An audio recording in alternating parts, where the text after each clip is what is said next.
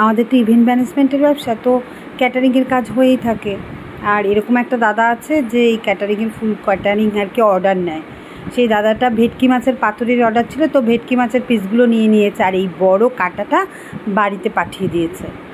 এবার আমি না দেখে এত ভয় পেয়ে গেছি, আমার মানে গায়ের ভিতর পাকিয়ে মাথাটা কেমন ঘুরিয়ে উঠেছে। এরকম না আমি জীবনেও দেখিনি। আর মাছ কাটতে গেলে আমার ভীষণই ভয় করে। আমি তাকাচ্ছি না, এই যে ভিডিওতে আমি ভয়েস দিচ্ছি অন্যদিকে তাকিয়ে আমার যে কী ভয় করছে কি বলবো। ছেলেকে বলেছিলাম তুই ভিডিও করে দে, আমি না একটু রক্ত কাটাকাটি সব দেখতে পারি না। তো যাই হোক, মাসিমা ছিল একজন, সেই মাসিমাকে দিয়ে বললাম তুমি একটু কেটে দাও, এই আমি জীবনেও পারবো না, আমার দ্বারা অসম্ভব। নিশ্চয়ই আমার হাজব্যান্ডের খেতে ইচ্ছে হয়েছে তাই এনেছে। তাহলে ও জানে যে আমি মাছ কাটতেও পারি না, আর এই রক্ত ঠক্ত দেখতে আমার ভীষণ ভয় করে, আনে না। তবু কেন যে এনেছে কে জানে, জানি না।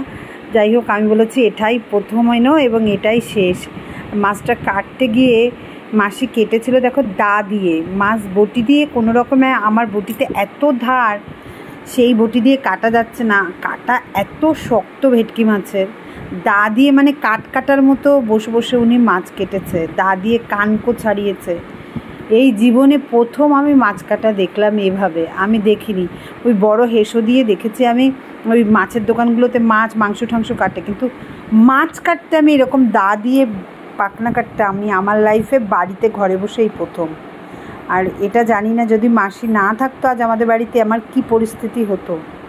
আমার কাটতে তো পারতাম না, বকা শুনে মরতাম, কারণ আমার হাজব্যান্ড খেতে খুব ভালোবাসে আর আমাকে তো এগুলো করতেই হবে।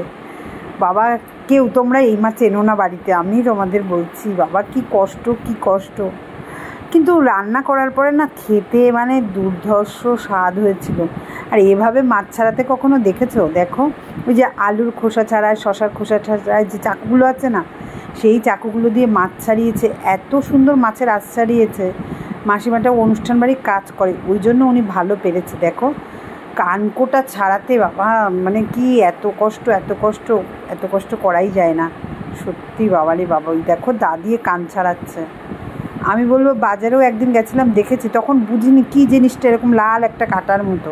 সৌমর বাবাকে জিজ্ঞাসা করেছিলাম দেখো না ওই লাল কাটার মতো এটা কি, কোথায় কোথায়, আমি আর চলে এসছে, আর দেখা হয়নি।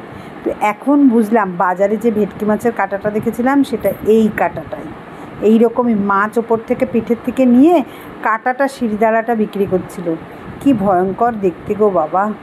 আর এই কানটা বাবা কে খায় এই সমস্ত, সত্যিই ভালো লাগে না গো, দেখলেই কেমন ভয় করে। তারপরে এইভাবে কাটা টাটার পরে কিন্তু পুঁই শাক দিয়ে রান্না করেছিলাম আর একদিন মাছের মাথার রসা করেছিলাম, সেটা খেতে কিন্তু অপূর্ব হয়েছিল, যতই এরকম লাগুক। এবার তো যারা ভালো খায় তারা তো ভালো খায়, যেমন আমার হাজব্যান্ড শ্বশুরবাড়ির লোকের ভীষণ প্রিয় এই